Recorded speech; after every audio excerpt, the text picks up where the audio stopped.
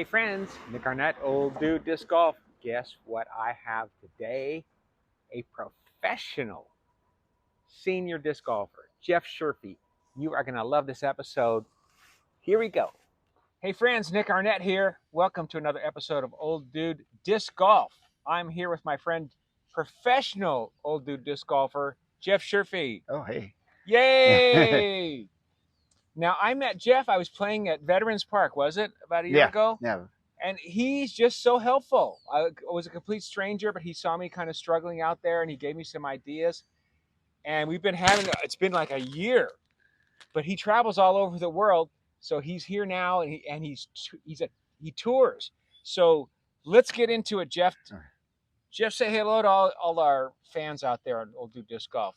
Oh, hey. Yeah. I think what Nick is doing is awesome, especially having retired people playing disc golf. I played competitive golf, and then I got switched over to disc golf about 4 years ago. And yeah, I love it. Love it. Great game. And I'm just practicing all the time. I can't get enough of it. Speaking, how much do you practice, Jeff?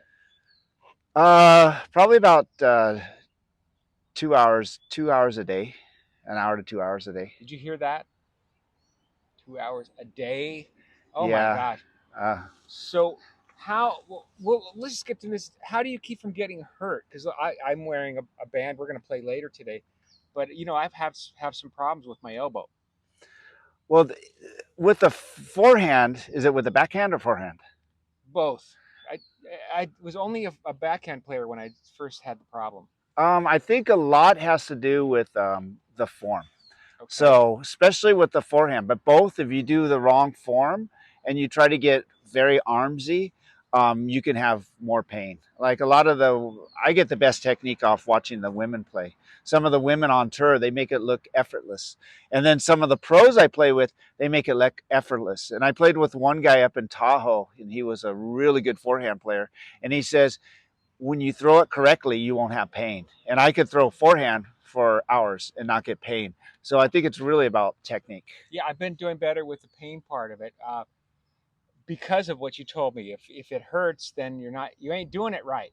But still, 2 hours is a lot. You've got to build up to that. Yeah, you can't go and do it fast. I had some couple on the cruise ship, and I was showing them forehand, and they stopped after 15 minutes. They said, "Yeah, we don't want to be too sore." And I go, "Yeah, you're right. Yeah, you can.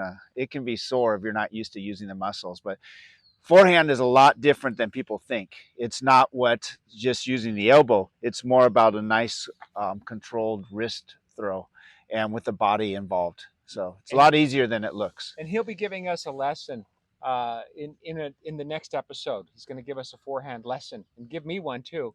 But tell us about your professional disc golfing. Professional, yeah, it's interesting because I was doing amateur tournaments. My son got me into that, and I was horrible. I couldn't throw it over 200 feet. Everything was bad technique. I was using all arms. I quit throws, and it was just no acceleration. And as I did amateur tournaments, I would just be happy to not come in last. So that was my goal. Don't be last or second to last. So, and I was in the 700s rating, and kept playing more. And what does that mean, a 700 rating? 700 rating means that you're shooting bogey golf. So bogey disc golf. So if you're playing it's a par, if it's like par for 18 holes, you're shooting 18 over, like bogey on each hole. Okay. So if you're shooting closer, shooting closer to par, that's getting closer to that's a 900 rating.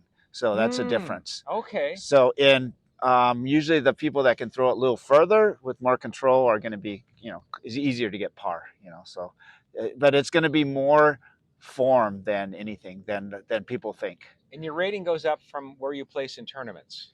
Exactly. Okay. Exactly. And how you go against the top pros. Like I go against the ones that are 60 and over, but you also get a rating off the people that are 20s and 30s, how they rate. And they do it's like a grading system, how everyone does a curve.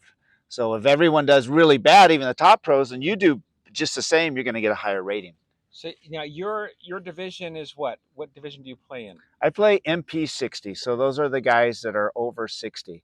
So I'll be going from like in Pasadena, we have the senior games coming up in 2 weeks, I believe. And there'll be guys from over 50 and above to 80, 90 years old. So, And they'll all be in your division.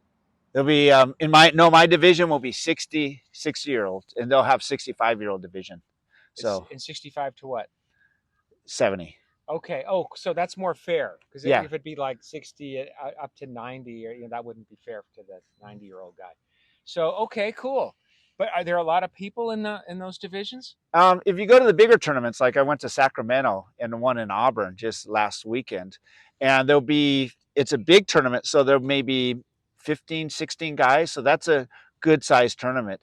If you go local, there may be only 4 guys in the 6-year-old division that are playing. So up in the Northern California, you get a lot of top disc golfers that'll come that have been playing for years. And if you look up their names, they've been playing since the 90s, 80s, and they were open champions. So they were the young kids, but now they're older, so they've been playing for years. So they're very experienced and good. Well, how about someone like me who would want to play in a tournament, but I'm like a bogey disc golfer. So would there be a place for me in a tournament? A good place would be a novice. It's called Novice, okay. And that's usually like in the 700s to mid 800s. And then there's the beginner level. Recreational. They even have that. They have recreational. So that is a good division. Even though you're going against young guys, that's a good division because they don't have the high rating. They may throw far, but they're not quite there yet. So that's a good division for seniors, I would say, the recreational division or novice. And as they get better, then they go into the advanced, like MA 60. So now you play with 6-year-olds, but they're ones that have been playing for a while that are pretty good. The pros are playing for not to win disc, but they're playing for money. So if you play a tournament for $80, if you come in the top 40% or even close to 50%, you may get your money back. And the top player may get a couple hundred more than and you usually get your money back? It's close. Okay. So that's my best. I think right now, just to get your money back is pretty good. So if you pay $100, you get $100 back because you're going against guys, I said, that have been playing for years that have a high rating. And now I'm approaching their rating. So it's more of a challenge. I played amateur and I'll win something and I'll get disc. I have 80 disc. I don't need any more disc. Yeah. So I'd rather pay $80 and even not get anything than more disc. Well, speaking of disc, what disc do you like to use, and what weight?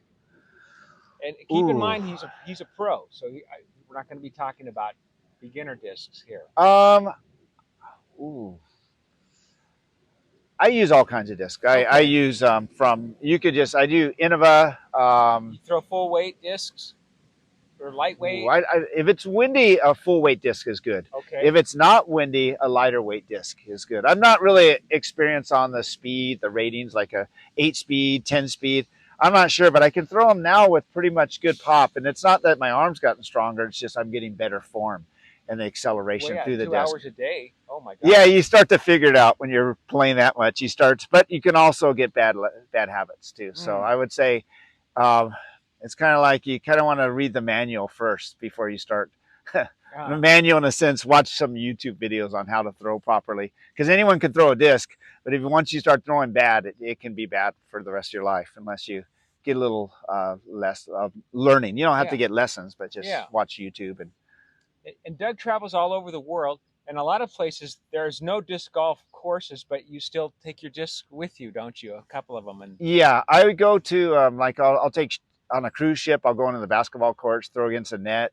I'll go into parks and throw through trees. Like we're at a park here, you can see behind us. And we're going to play later today. You'll see. Well, you have a lot of trees and a lot of things to shape shots to give you a feel of, like, imagine where a hole is and you have to go around it.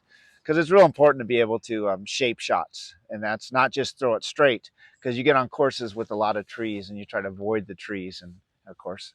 Yeah. Awesome. But so you take it with you wherever you go, disc golf course or not. But in addition to that, you're a retired sheriff. Yes, yes. With what department? LA County. LA County Sheriff. And you also do ministry work too, don't you? Yeah, I do a Christian ministry at the LA County Jail. So I've been doing that for the last 11 years. I did that on my off time up at Castaic area. north of LA. And I've been able to use music videos, testimonies, a variety of a lot of the singers were ex-inmates, gang members, drug dealers, and they're seeing men that were like themselves, and just yeah, go in and do outreaches. That's two, disc golf and outreaches. So I'm going over there today afterwards. So That's awesome. reach them in. Well, So they're appreciative. You're all in with whatever you do, aren't you? Yeah, You a little bit in. different. Yeah, not many people seniors throw disc for 2 hours and go to jail. Yeah, yeah. So. Wow, that is fantastic. How can they follow you? Wow, I got Facebook. Well, I don't. I'm on Instagram and Facebook. It's I have a I show more traveling. So like Instagram, it's all travel things, videos. If you like traveling in different places, we go through Argentina, Australia, Europe, Iceland. My wife takes me everywhere. I'm retired. She's retired from the airlines, right? She's retired from. She's an engineer for the city. Oh, okay. So I'm like that teenage kid that doesn't really care to go for so long, and then when I go, I like it. Wow, so, but nice. yeah, so she takes me all over. My Instagram, it's Sherfey Jeff, and my Facebook. I'll put the links underneath. Yeah, Facebook is Jeff Sherfey. So, and then your PDGA number and all, they can look you up like that too, can't they? Yeah, yeah, or my name. Yeah, I got one of those new PGA numbers with like 6 numbers. So okay. The guys I play with are like, so I even play with single digits to double to triple. Yeah, mine's are like not quite a million, but I'm 4 years ago I got a PGA number. What advice would you give to some senior players that are watching that are just starting out or are really frustrated with maybe they can't throw very far, or they're just not that many seniors that play, and if they do, they don't play for very long? And I would also say the same for women.